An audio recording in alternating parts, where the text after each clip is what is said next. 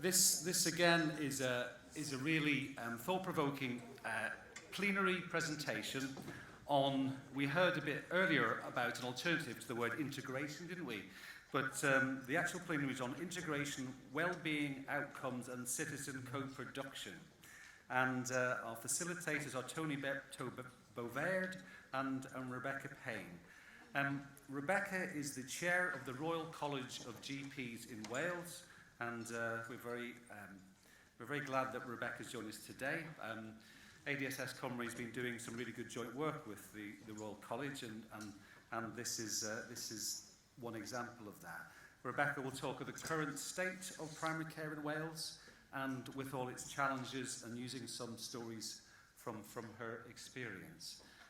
Tony is going to is going to talk about some of the health and social care organisations' challenges about not getting their outcomes clear, not being perhaps as good at joining up and partnership working as sometimes we're expected or claimed to be. And so I think we're going to have a really thought-provoking presentation. Tony is Professor of Public Management and Policy at Birmingham University. So I think the style of this is going to be very much similar to the last plenary. Tony and Rebecca are going to speak one after another, and there'll be time for questions, I'm sure, at the end. So thank you.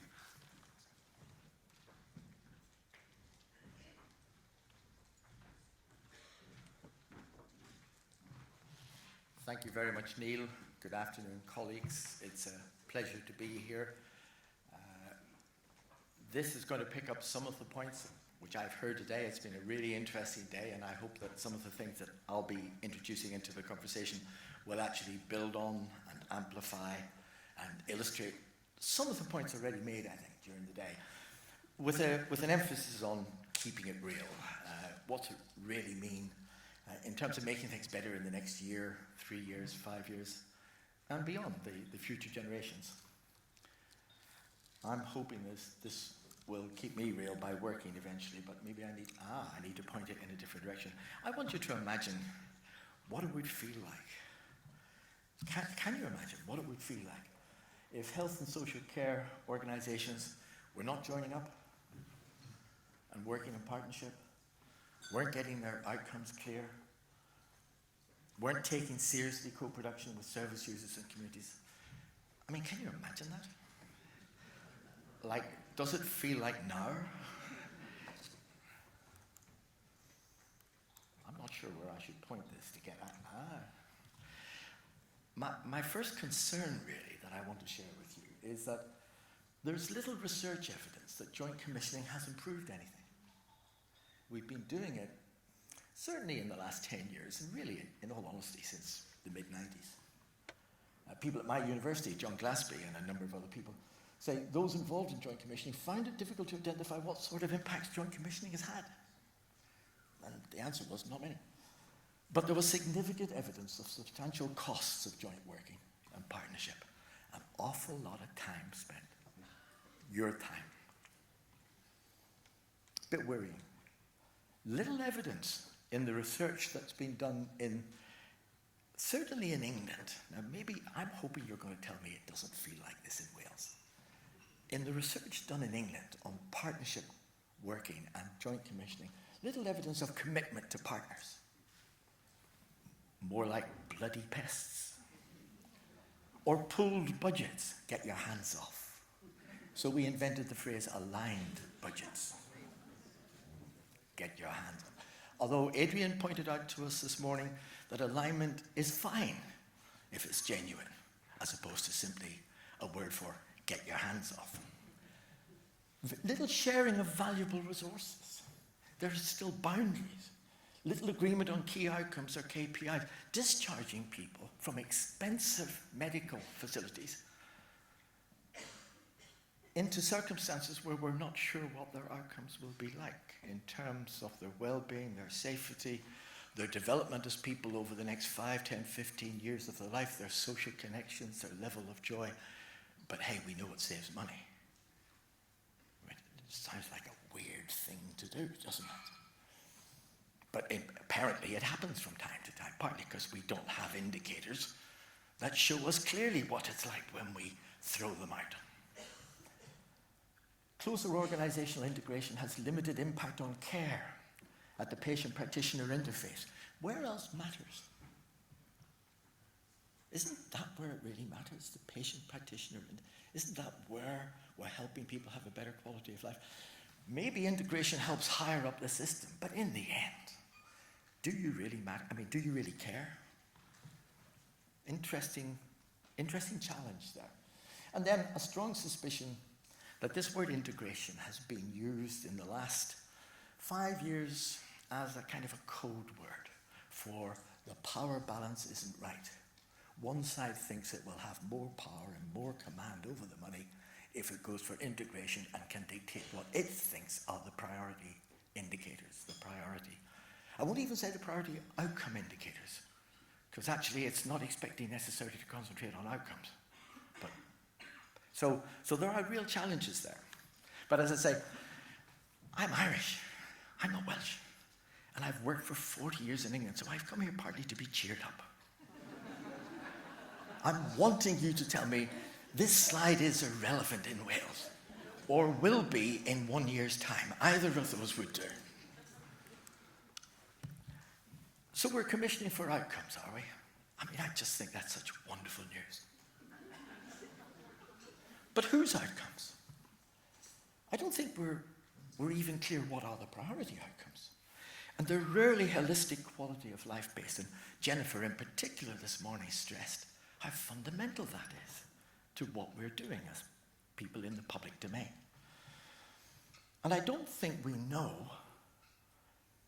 how we can join up the stuff we do to the stuff we want, how outcomes are being achieved. And that's an embarrassing position to be in. And I think Adrian said that very clearly at one stage. It's time we admit it, how little we understand about how the different things we do eventually bring about different types of outcomes. And if we don't know about that, maybe it's time we did a little more work together. And I think that'll be my final proposal, that we do some stuff together to find this stuff out bloody soon. Who are we commissioning for? This is Birmingham, first day of the snow. Bottom right-hand corner, the school is closed, of course. Yeah, first day of snow. They can't get in. So all the parents who have child responsibilities are also not at work. The park is closed, a key avenue in my area for people getting to and from the shops, to and from work. It's full of ice. The footpaths haven't been cleared. Even the ones where the bin men are working, we haven't even bothered to clear those. What do we clear? Which roads? Where there are drivers. So that's whose outcomes matter most in Birmingham. I've searched the documents. I've searched the strategies, the priority. I cannot find that written down anywhere. Photographs sometimes tell you more about what you're really doing than the documents you write. Yeah. Do I just keep randomly pressing? Aha! I think it may be up there. You've got your own outcomes framework now. The Outcomes for Wales framework. And I love the words in it. I think they're actually vivid and they're challenging. They almost mean something, even in the English language. I hope they do in Welsh as well. And they are very challenging. But they do pose two huge questions. Which one's first? And you know, that is likely to differ from different parts of Wales. And it's also likely to differ for different stakeholder groups. So if we can't answer that question, then it's just a fudge. And I'm not underestimating the importance of fudge in public policy. But it's not very helpful to managers or to frontline staff. So that's one thing. What are the priorities? And secondly, how the hell are we going to get there? This would be interesting. So joining up stuff we do to the outcomes we now clearly understand really matter. That's our next generation of work. And by that I mean we've maybe got 2 or 3 years before we really annoy the people whose money we're using. Outcomes are tough. They come in all shapes and sizes. Health, economic security, safety, environment. I notice I'm out of control of my graphics. Oh dear. Social connections, leisure, having fun, a good home environment, equality, they all matter. I want to say it's hard to balance those, but we must be honest that we're balanced. We cannot achieve all of them. The priorities are fundamental, and if they differ between areas and between stakeholder groups, let's start saying that more clearly. People will vote on that basis. That will change our politics. Is that why we're so silent about this? I thought that's what democratic action was meant to be about. I think you can summarize those outer outcomes in the inner ring. We're trying to achieve happiness, and the buggers won't let us. You know, it's about well-being and happiness. But it isn't just about that. It's about securing and keeping safe people whose happiness is at risk, keeping them from harm, making sure the risks don't occur or don't do much damage, or that people are resilient so they come back from the risks. So it's about well-being and protecting people's level of well-being in the face of risk. But it's also about development. Because most people could be better, could be richer, could give more, could feel better when they die. That's one of our duties too. It isn't just about current well-being. The phrase about a pig in, I can't remember the phrase, it comes to mind, you know. We are about making people feel better, richer, greater self-esteem. Developmental outcomes matter. The balance between those is really tough. I have a proposition that in the public sector we've hugely overemphasized reducing the risk and cutting out the joy. And that has partly helped, that has partly hurt the well-being outcomes. It's like not allowing people in a home to go into the kitchen and use the kettle, because they might scald themselves, although they hardly ever do. But I think most of all, we've ignored the developmental outcomes. I'm going to skip a slide here and go to Kent. I was with the Cabinet of Kent a couple of weeks ago, and 100 top managers, and they're very proud of their 3 priority outcomes, and I think they should be. One of them is children and young people in Kent get the best start in life. I think that's a wonderful outcome. It's developmental. Yeah, it's about opening up a new life for them. They have a well-being, and one of their 3 outcomes is well-being and happiness. Kent communities feel the benefits of economic growth, being in work, healthy, enjoying a good quality of life. That's wonderful. And then they have a 3rd priority outcome, and it is about safety and resilience. Older and vulnerable residents are safe and supported with choices to live independently, alone, with nobody with you. Alone by yourself and nobody. They didn't mean that, did they? Of course, we just keep saying it, don't we? They meant interdependently, of course. But wait a moment. I said to the leader, and people were a bit nervous in the room, older people are now less old than they used to be. If you're 65, you know, a young age like 65, or 70 or 70, you're further away from death than you expected to be 10 years ago or 20 years. We're getting younger, yeah? And I want to know when I retire, which I've just done, what am I going to do next? What new opportunities? What new life? How am I going to... I want to develop myself. I think we have an army of older people who are ready to develop into something bigger, better, richer, higher self-esteem and more contribution. And we're saying, what do we want to do? Make them feel safe and supported with choices to live independently. In other words, pin them down and make sure they don't hurt themselves before they actually die. So I want to say this is not easy, but the balance between our outcomes must be tackled. And we must be prepared to say that whatever your priority outcomes are now, in one place or another, for one stakeholder group or another, expect it to change. The better you do in achieving it, the less important it becomes. And some of the other outcomes may become more important. Let's get real here. Let's look for balance and dynamic change as we do well. This is my model. And it, you know, it looks simple. I know that.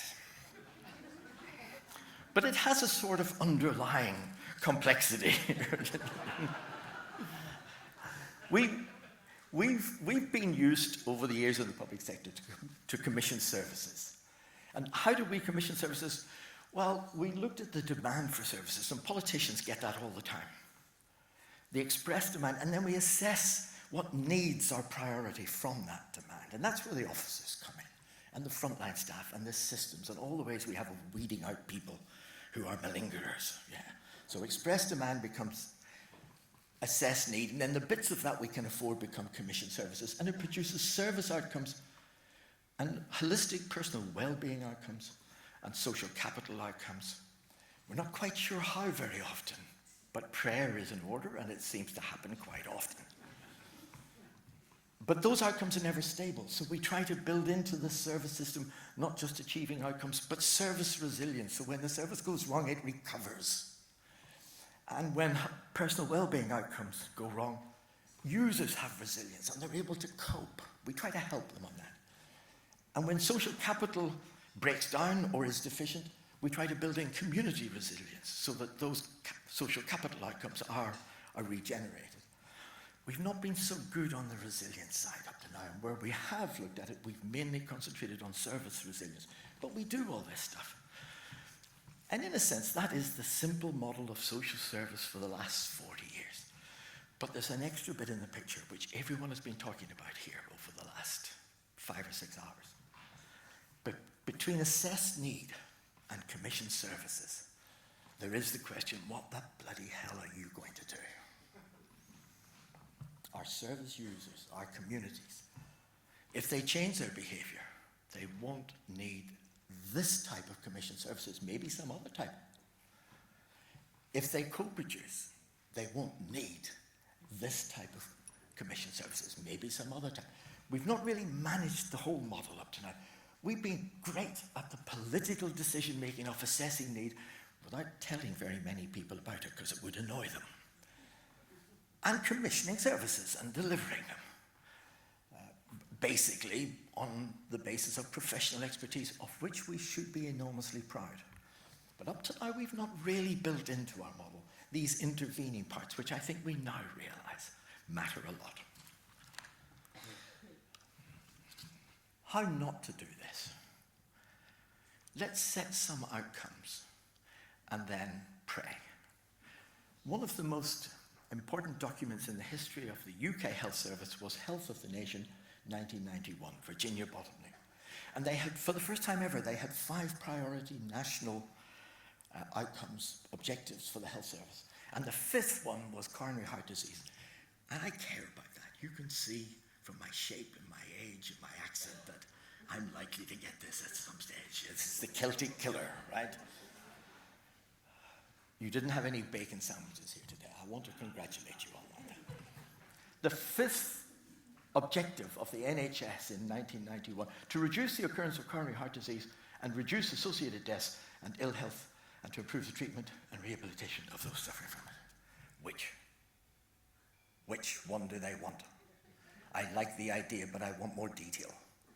Yeah, there are 5 outcomes mentioned there. For the moment it appears I do not have CHD.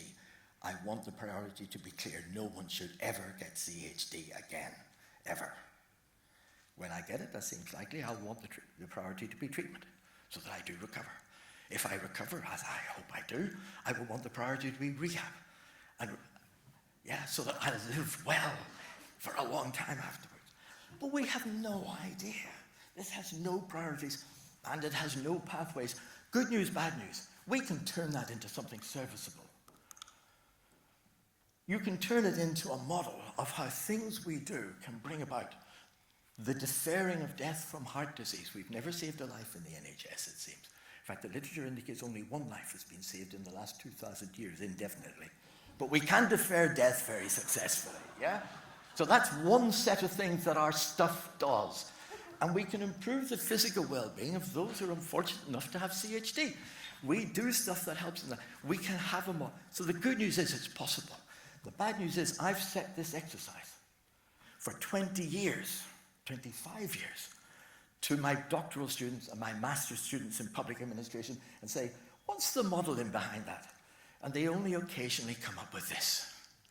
Yeah, we are not yet modeling what we do. We don't know the pathways to outcomes. It's 2016. And this isn't just some kind of special case. This is about detecting a problem. Sorry, let's start again.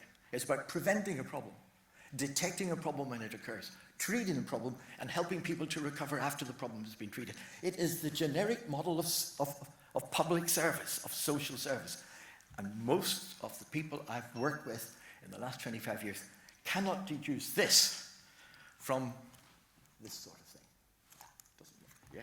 So the first thing is, I would say, we need to prioritize. And the second thing is, we need to know what the hell we're doing that will get us to the priorities. We can do it. We did this in Birmingham. This is economic development, pathways to outcomes in economic development. The outcomes on the right-hand side are output in the city, wages in the city, and jobs in the city. Those are the three outcomes the city of Birmingham wants. And there's a pathway. We checked 300 pieces of research in Birmingham, cost-benefit analyses of past projects, evaluations of past projects, business cases of future proposals. We never found a single pathway that had been evaluated. They sometimes evaluate the inputs they make and the outputs or the outcomes they get. But all the links in a pathway, never in 300 pieces of paid-for research has that been investigated. And, you know, this is a chain. This is an input to outcome chain. A chain with a missing link is a heap of useless metal. So there's a big challenge for us. Let's get real. Let's find out the things that seem to work, the things that work less well. Except if we're dealing with a wicked problem, a complex adaptive system. You've seen this before? The Obesity Model 2007 from the Foresight team brought together 50 research teams from around the world to model what causes obesity. Yeah? And there is no cause and effect chain here. It is impossible, theoretically impossible, to say what the effect on outcomes will be of any intervention in that system. So if you concentrate on doing input-outcome analysis in a complex adaptive system, you're an idiot. Yeah? In some systems, it's an interesting thing and you should be ashamed not to do it. In some systems, it's absolutely stupid. All you can do with a complex adaptive system is to change the system in such a way that the worst outcomes are no longer available and the best outcomes are more likely. But knowing how your intervention will result in outcomes is not available to you. This knowledge does not exist. Let's get real, yeah? And experiment with finding ways of making the worst less bad and the best more common. So if we want outcomes, I'm arguing we need a different approach, and we certainly need different contracts. And I was very pleased to hear in several of the sessions I've been in, people talking about the idiocy of modern contracting. Specification-based contracting, where you pretend to know what you want and then hammer people for not delivering it. It's always wrong when you write the spec, and it becomes more and more out of date the longer it goes. And we think our job is to say, you haven't delivered the spec. I am going to get angry. That is not the job in contract management. Remember who wrote the bloody spec. Remember who led the contract. Commissioning and contracting is about saying the spec is the worst conceivable acceptable outcome. It is acceptable, you wrote it, but it was wrong and it's getting worse. The spec should be outperformed. The contract is that both parties will do everything in their power to help each other. To do it better, do it faster, and do it cheaper. That's the contract. The spec is the worst conceivable acceptable outcome. So, when you're dealing with contract management and something goes wrong, first of all, it would be amazing if it didn't. Secondly, your response must not be, well, I'm a bit disappointed in this. You must do something about it. Your response has to be, how can we help? First question in contract. And I don't hear that from all the commissioners I deal with. Yeah? It is a joint activity. Let's do it in a way that makes both parties successful. Outcome-based, flexible relationship contracts, that's so far away from our procurement system and much of our contract management. And I think your staff know this perfectly well. So they pretend to do specification-based management. But actually, behind the scenes, they're cheating and lying in a very productive way. Help them by not forcing them to pretend that this actually makes sense. So I think we have become a society in the UK which is good at talking about outcomes, and I think that's great because we never used to. We should be proud of that. But we're still very patchy in having outcome-based commissioning and procurement. And bluntly, outcome-based contracting and delivery is very rarely to be seen. And often, it's not all that clever in the way it's done. You've all heard of the jaws of doom. And I want to say that the commissioning side across the country is becoming very pessimistic because the money will not suffice for the outcomes we desire, the needs that we see. But I'm not happy with this analysis. We're saying 65-year-olds, 70-year-olds are a potential catastrophe. I'm thinking about myself, in what respect am I a potential catastrophe? Yeah. And I can see a number of possible answers to that. But it is the largest group of educated, experienced, motivated people we've ever had in our history. Most of them fit, most of them quite healthy and likely to remain so for another 5 or 10. What the hell is your problem? They will eventually need healthcare and even social care, and it will cost. But in the meantime, why don't we use them to build up assets and wealth in our country, at least social wealth, so that when they do need some care, we'll have resource to help. And indeed, by that time, there'll be even more older people like them to help them. Yeah. I know that if you go further, that does lead to some questions. But we're not, I heard somebody say this beautifully this morning. We're not short of resources. We're short of money. Only half of our adults are at work, and a third of them are working part-time. Those are people who do stuff every day and can do more. A third of our houses are under-occupied. A third of those by people who are feeling lonely. And a high percentage of those feel isolated, and quite a high percentage are depressed.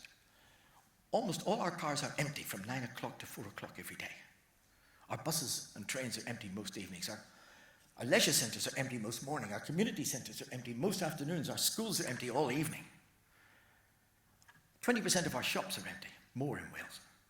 The floor above shops is empty all over the country. We're short of resources? Get real. We're short of imagination in how to match the resources we have and which are underused to the things that they might be useful in doing. It's time commissioners started being resource managers and not simply money skimpers. And that's where co-production comes in. We define co-production as professionals and citizens making better use of each other's assets, resources, and contributions to achieve better outcomes or improved efficiency. Put simply, I hope you'll excuse the crudity, milking each other.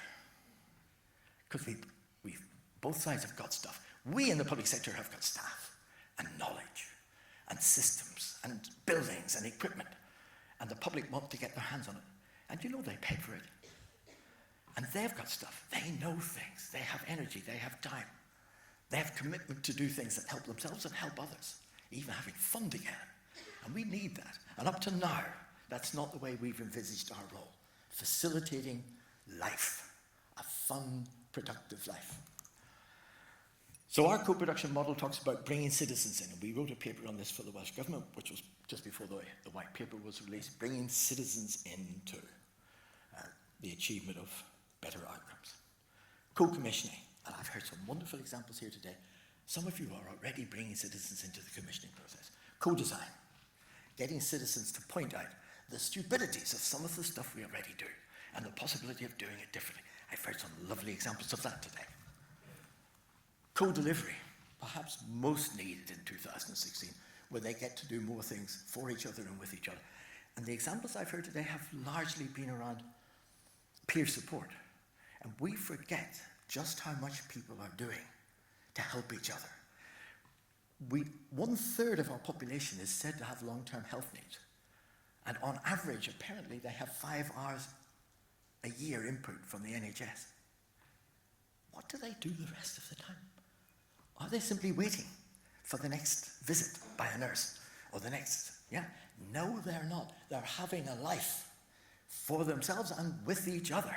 Do we help in that?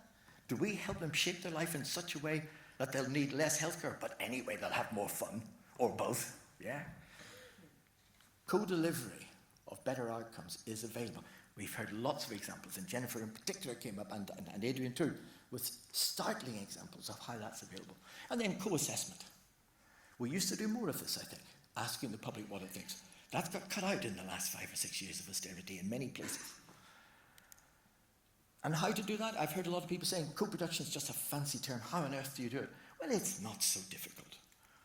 Mapping existing co-production approaches, you have lots of them in Europe. The bad news is you've stopped more than you have. You've had lots of examples in the last 5 years, many of which you've ceased through time limitation or budget running out or just because they didn't follow the strategy. So just because it worked, it still isn't right. Mapping what's there and mapping the opportunities from best practice case studies elsewhere. Our website has 60 revealing practice case studies of how other people do it. You know, that tells you something. Focusing on the co-production initiatives with the highest impact. We're not very good at that. We're not good at evaluating which type of co-production you need in your patch for your people now. Peopling your co-production. Not everybody wants to co-produce.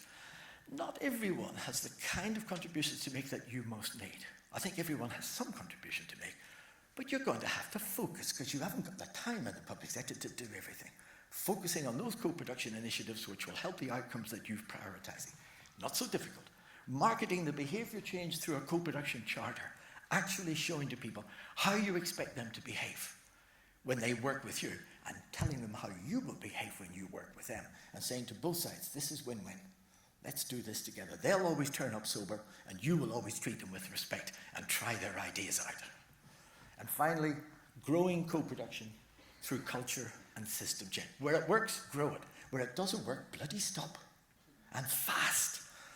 Fail early, fail fast, fail cheap. Learn and do it right straight away. Yeah, that's what we must be now looking for, because we don't know the pathways to outcomes, we have to experiment. The sixth step, of course, is just doing it, because you will learn more doing it than you will writing about it or reading about it. So there are really 6 steps, and you've got people who are doing it in every one of your agencies and doing it well. They just don't tell you, because it's not in your strategy, it's not in the good practice manual. They don't think they'll get promotion if they own up. Yeah? So let's just try more.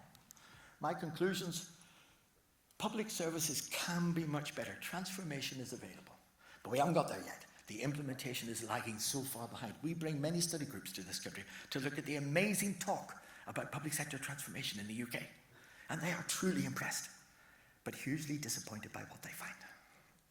The implementation is way back. The future surely belongs to those commissioners and providers who can take action, not just talk sweetly, and who are copied and imitated by others.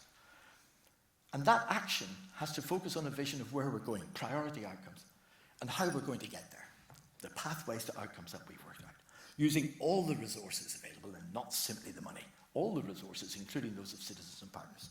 So I'll end with a challenge, and Rebecca is going to end with a challenge too, to say to you, you as ADS Cymru and partners have the opportunity to take all the different ways in which you're doing things and some of the new initiatives that you're now launching and checking out which ones work and which ones suck and telling each other more clearly and faster and coordinating the things that you're each doing so that you learn as a group how we can get priority outcomes for the citizens we most care about by using the full resource available in our patches. Yeah?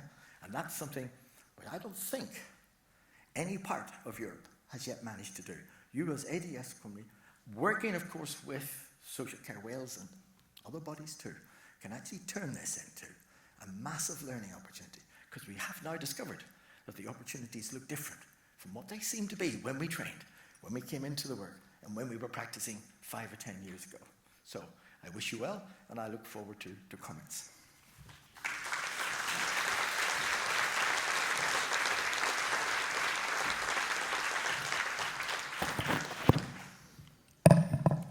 Thank you, Tony. I'm not quite sure how to follow that. Maybe by breaking the microphones. Hang on a sec. So I'm Rebecca Payne. I'm a GP. I've worked across Wales, in Anglesey, in the Valleys, in central Cardiff, in the central patch of BCU, and in military practice. So I've seen general practice in Wales through a variety of lenses in that time. And we've heard about the big picture of integration, of pathways, and of co-production from Tony. But I'm going to take you to the small picture, to my morning surgery. And I generally have about 18 patients booked in to see me. and probably see an extra 12 on top or deal with them over the phone. So in that morning surgery, 5 patients want sick notes. And a lot of them, I look at them and think, I'm not sure this is the best option for you. For the 50-year-old man who's been a manual labourer all his life, who's now got knee arthritis, actually he's not on the scrap heap.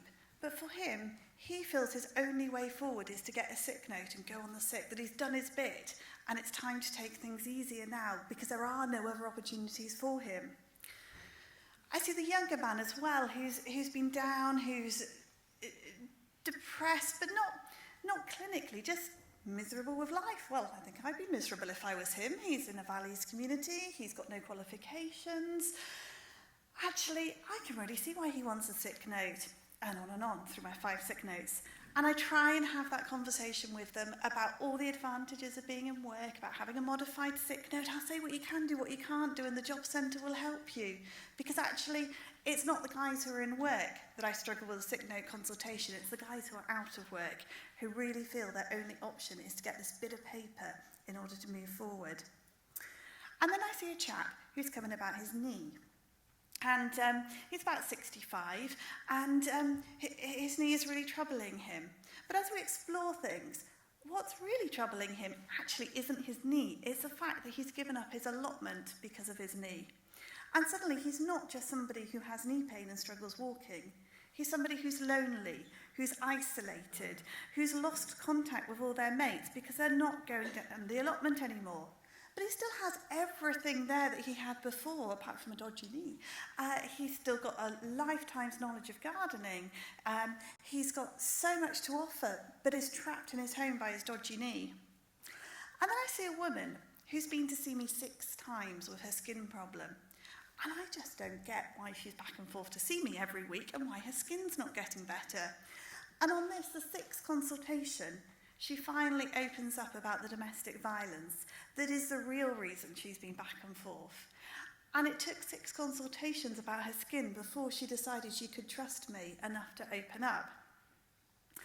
And following that, I've moved from the Valleys, I'm suddenly in Cardiff at this stage of the consultation.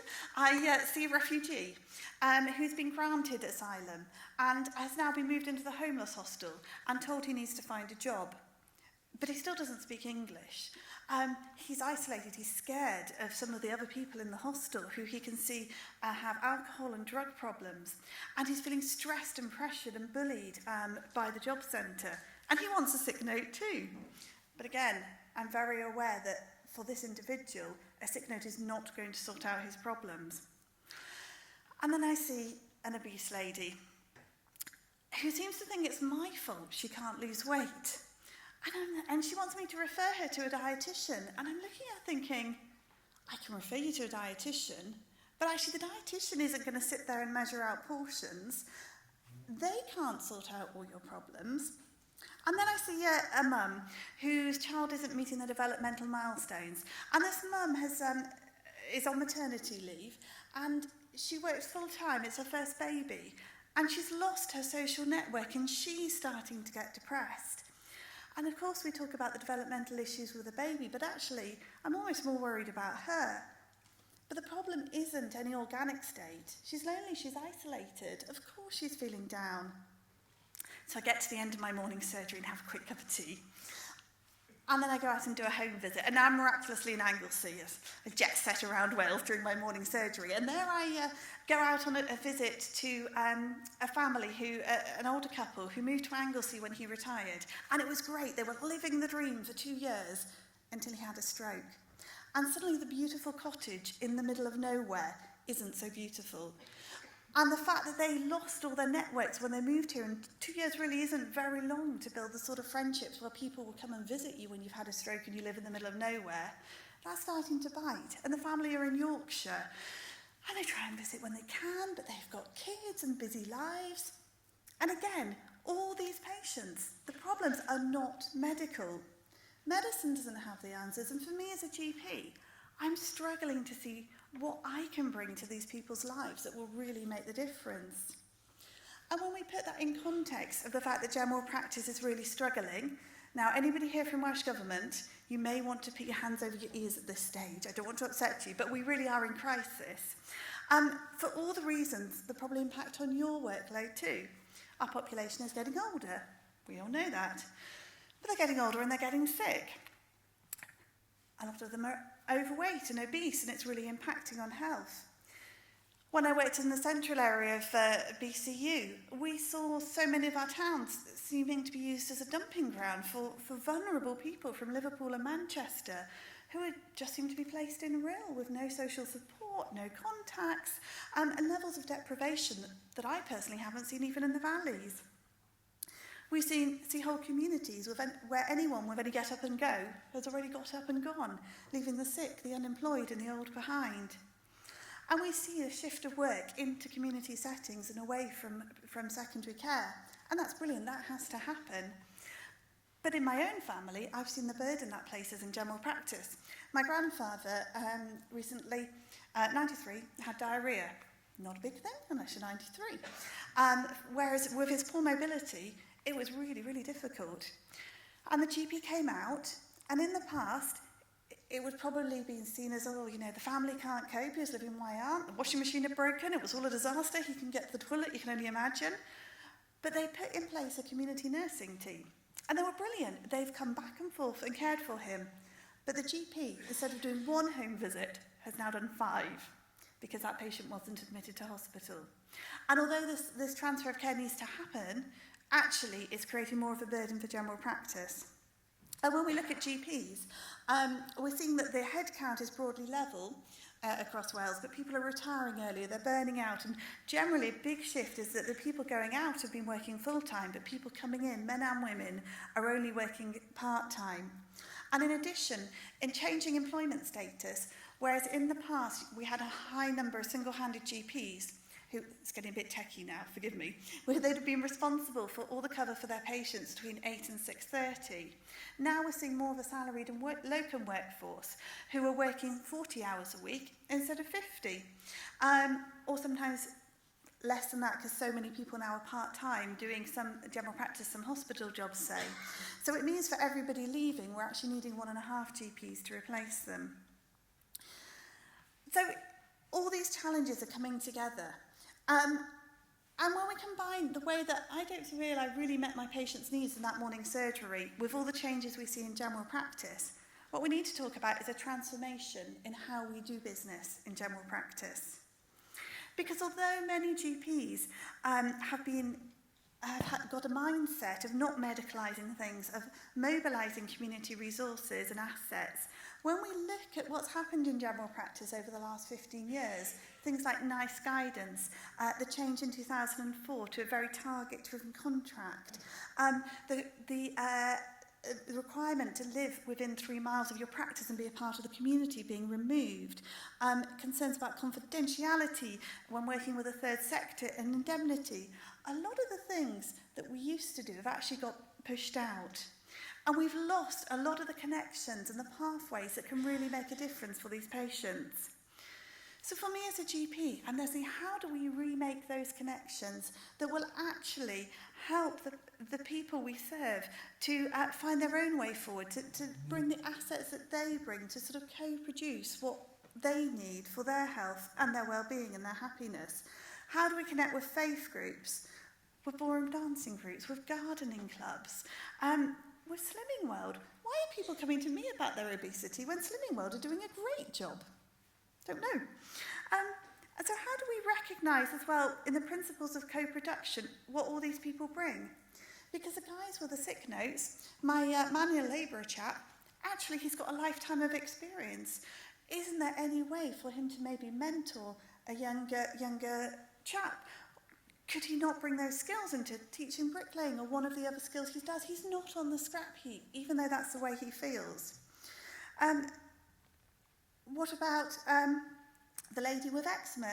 Yes, she's got eczema. Yes, she's a victim of domestic violence. But she's more than that as well. She's worked in a curtain factory for years and years and years.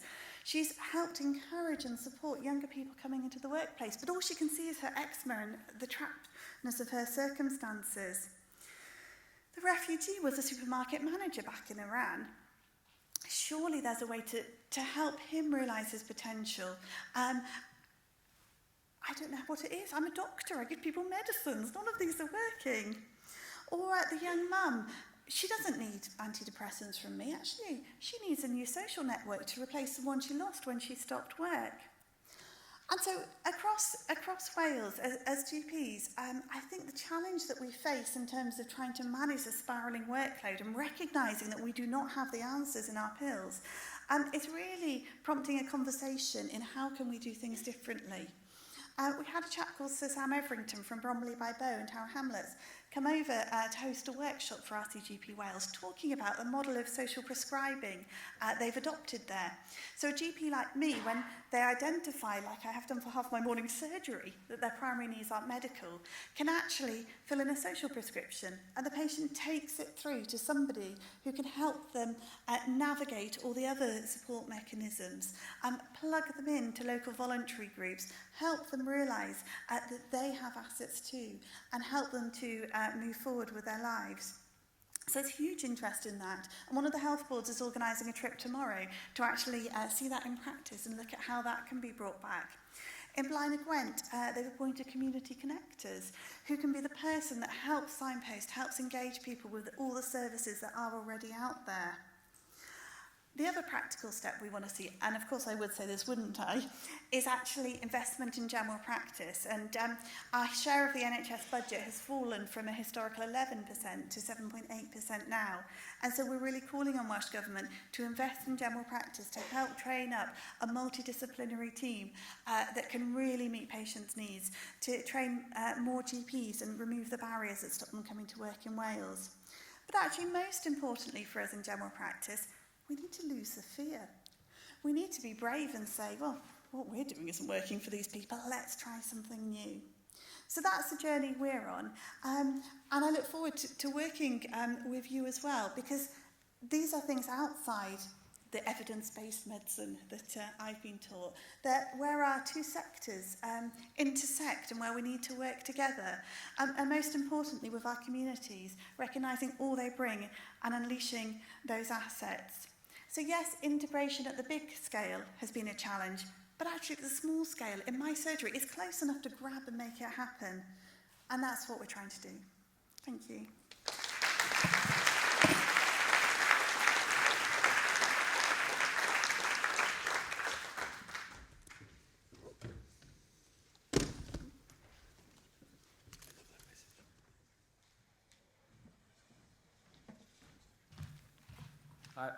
I was just wondering if you'd like to sort of take any questions or hear any observations from the floor. Is that okay? So who would like to ask the question? Eric.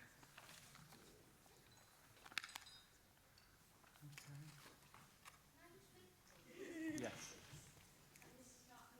Have we got a mic? Hang on, Rianne. There's a mic coming. It's all right.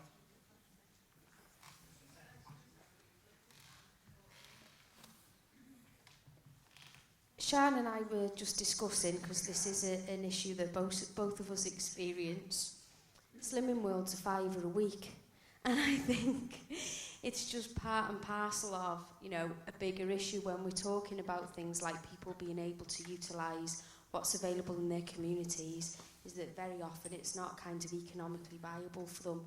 And I know you know that, but it's just about raising the point really that, you know, it's a bigger issue.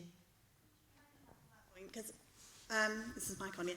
Obviously, Slimming World does cost £5 a week, and I would say two things to that. The first is, actually, if the health board were to pay it, it's probably an awful lot cheaper than employing a dietitian, and it's certainly cheaper than coping with the consequences of obesity.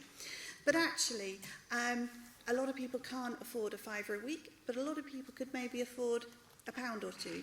And for me, it's a really important part of it not being something that I do for people as a doctor, is that engagement with the process, taking personal responsibility. Because I don't know how to say it diplomatically without getting myself in a lot of trouble, but I think by having free prescriptions in Wales, although it's had huge benefits for a lot of people, actually there are some people for whom it has reinforced that dependency culture. And so I don't know how you get the balance, but I think it's a conversation we need to have. I completely agree.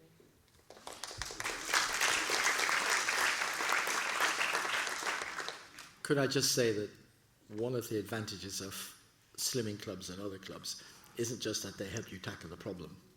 They put you in touch with other people. And interdependence with life in general, with other people, is fundamental and far more important than your weight, although your weight is important. So I think we have a problem that actually we don't have connections in every community which are strong enough. And that's not because communities are failing compared to 30 years ago or 100. I don't like that nostalgia at all. It's because nothing works forever. And some stuff that did work doesn't. And some stuff which is growing isn't growing fast enough. And some stuff just isn't suitable for some of the people who need social connections. So I think, second point, the public sector has a duty to facilitate social connections. It does not think so. It is not trained to. GPs fundamentally were not trained as community developers, nor were most of our other staff. That has to change, because that may be the most important. They must also be expert at the other things they do, the specialist things they do. But that at least we have a right to expect, I think. In Germany, there is such a thing as the Stammtisch. Do you know about this? The table that you go to every week or every month, where your mates go. They may be people you work with, or people you went to school with, or people who are in the same singing club. There is a pub. It's an economic development initiative, actually. There's a pub where your people meet. You don't arrange to meet there, you just do. You don't know who will be there, you go. Little things like that make a huge difference. Our staff have to be good at inventing stuff like that, good at helping things. And when it goes stale, or those people become antisocial, as some of them do become, inventing something else and deflecting people to other places. It's not too much to ask in 2016 that our staff understand society.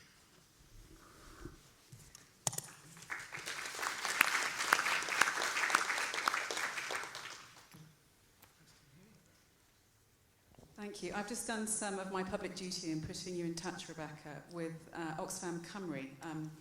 As a proud ex-fammer, which is the name of people who've worked for Oxfam over the years, I wanted to recommend not just to you but to everybody here the Sustainable Livelihoods Framework, which has been translated into Welsh and is very much an assets-based approach that Oxfam Cymru are using. I disagree that there is such a negative sense of how people are both aware of their assets and using them. I think certainly from our perspective, from Commonwealth Cymru's perspective, people really are thinking about how that shift is happening, and that shift in supporting people in Wales is very much at that preventative end of the spectrum.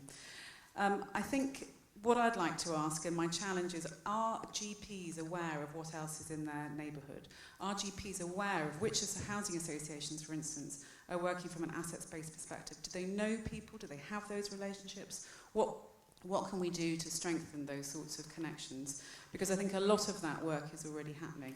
And there's also some interesting work being done by the Building Communities Trust, which is a new organisation funded by Big Lottery in Wales, which is looking at 16 of the most deprived communities across Wales and asking them, what's your plan? And here's £1 million to do it. But it has to be your broad-based, assets-based approaches. And I'd like to see somebody from there coming back to this conference maybe 2, 4, 6, 8 years' time to say what kind of changes are being made.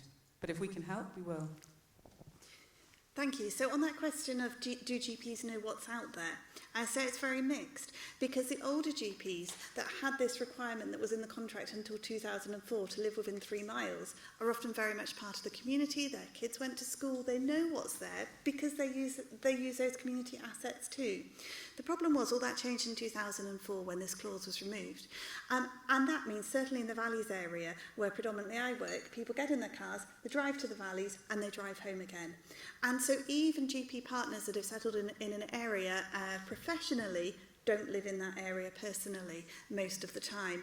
And when we combine that as well with the way GP roles are changing, a lot of GPs would be employed by a health board now and would be parachuted into whichever practice the health board wanted them. In addition, a lot of people are working as locums and essentially will have no idea of what's on offer locally. Now, the 111 project in Wales is trying to pull all this together with a good local directory of services.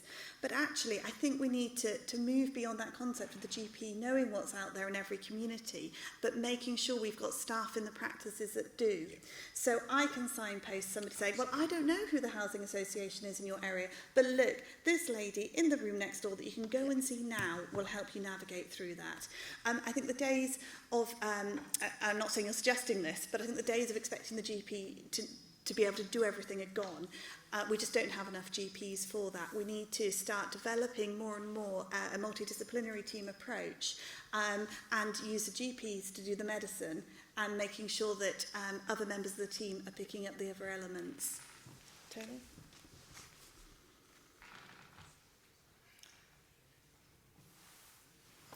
Keith? Microphone just down the front.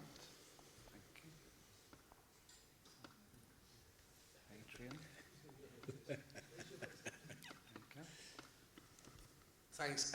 Yeah, I just wanted to mention time banking as something that is very, very prevalent in the co-production movement across the world, and is a fantastic way of rewarding people for making a contribution and enabling them to earn credit notes of exchange, which actually they could use to buy a place with Slimming World or something else, as long as Slimming World signs up to the time banking scheme. So hats off to Cardiff City Council, which is stimulating a significant time banking scheme in that city, and I encourage others to do the same. I think that's absolutely right. The last time I was on this stage in this building was with Edgar Kahn. I think that was probably 6 or 8 years ago, when he was telling Wales, get real, let's have more time banking. And I think it's a tremendous initiative. But we shouldn't put too much weight on any single approach. It doesn't work everywhere. It doesn't work for everyone. It doesn't work always, and it doesn't work forever. You need to have a repertoire. You need to have a range of things. Time banking should be one of those things. But there are many others. And the case study banks which have grown up in the various places around the UK, particularly in the UK, our own 60 co-production case studies, which are now on the OECD website, because OECD is only slowly getting into this. They show you other things that we could do. And you know, it is about experimenting and learning. Every patch is different and will respond in different ways. Everybody's vulnerable to doing this well if you just give them the opportunity.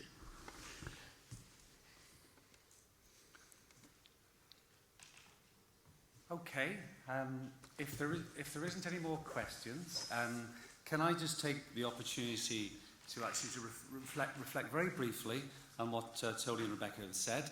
I did just half jokingly say to Tony, we have to keep up the energy and the enthusiasm for the day, and that's been done by both Tony and Rebecca and some, hasn't it, in terms of that. We heard earlier on, I think, that you don't achieve anything without laughter. Well, we certainly had a bit of that, which is great to see.